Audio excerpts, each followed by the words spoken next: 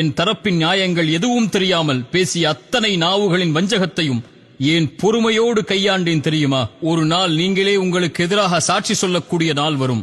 பொய்களை ஆதாரமாக கொண்டு வருவீர்கள் எனக்கு முன்னால்.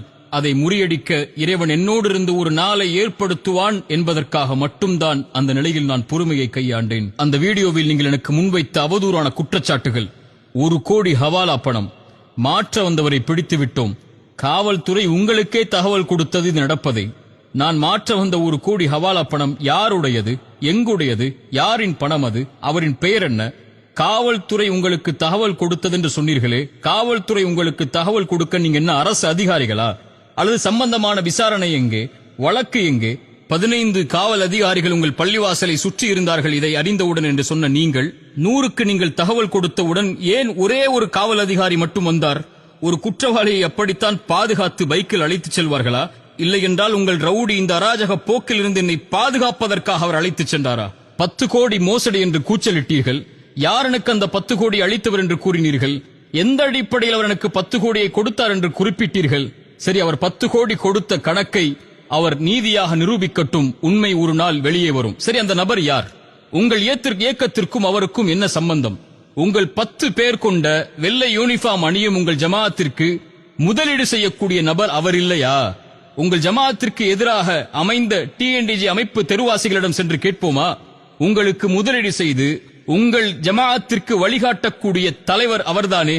உங்கள் தலைவருக்கு கட்ட பஞ்சாயத்து செய்து 1ஐ 100ஆக்கி பணம் வசூல் செய்து கட்ட பஞ்சாயத்து செய்யும் நாடகம் தானே அது. ஏன் அதை மறுக்கிறீர்கள்? நாவு கூசாமல் இரையச்சமின்றி ஒரு பெண்ணை வன்கொடுமை செய்தவன் என்று கூச்சலிட்டீர்களே, எந்த அடிப்படையில்? என் தனிப்பட்ட வாழ்வில் எதில் நீங்கள் பங்கு கொண்டீர்கள்? எந்த அடிப்படையும் இன்றி என் வாழ்வை குறித்து கேள்வி கேட்க உங்கள் இயக்கத்தின் சிறுவர்களுக்கும் உங்களுக்கும் தகுதி கொடுத்தவன் எவன்? இதற்கு சாட்சியாக நீங்கள் முன்வைக்கும் அந்த பெண் வழக்கறிஞர் யார்? அதை ஏன் மறைத்தீர்கள்? 10 கோடி முதலீடு செய்ததாக கூறுகின்ற உங்களின் தலைவரின் 4வது மனைவி இல்லையா அவர்?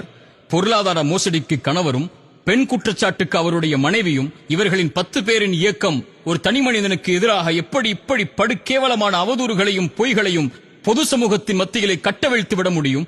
கடத்தல் மற்றும் காணவில்லை புகார் தங்கள் மீது இருப்பதை தெரிந்தவுடன் காவல்துறை தோலுரித்து விடும் என்பதை பயந்து தப்பித்து ஓடி எப்படியாவது பழியை போட்டு பகல் முதல் இரவு வரை பொய் சாட்சிகளை கொண்டு புகார் அளித்து எப்படியாவது இவனை சிறையில் அடைக்க வேண்டும் என்று முயற்சித்தீர்களே, கூச்சலிட்டீர்களே. உங்கள் கூச்சலை பார்த்து, உங்கள் வெள்ளையாடை இயக்கத்தை பார்த்து காவல்துறை அதிகாரிகள் சொன்ன வார்த்தைகளை நான் இங்கே கூறினால் என்ன ஆகும் உங்கள் ஜமாஅத்தின் நிலைமை? என்னை குற்றவாளி என்றீர்கள்.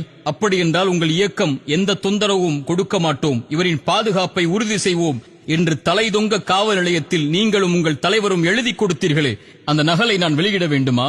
காவல்துறை கைது என்று தலைப்பை வெளியிட்டீர்கள். அப்படி என்றால் என் பாதுகாப்பை உறுதி செய்ய, உங்கள் அராஜக போக்கில் இருந்து என்னை பாதுகாக்க, என்னுடைய அறை வரை காவல்துறை வாகனங்கள் என்னை பாதுகாக்க வந்தது எதற்கு? துரோகத்தை கொண்டு என்னை வீழ்த்த நினைத்தீர்கள், கடத்தினீர்கள், தாக்குனீர்கள், ஆயுதத்தை கொண்டு மிரட்டினீர்கள், என் உடைமைகளை பறித்தீர்கள்.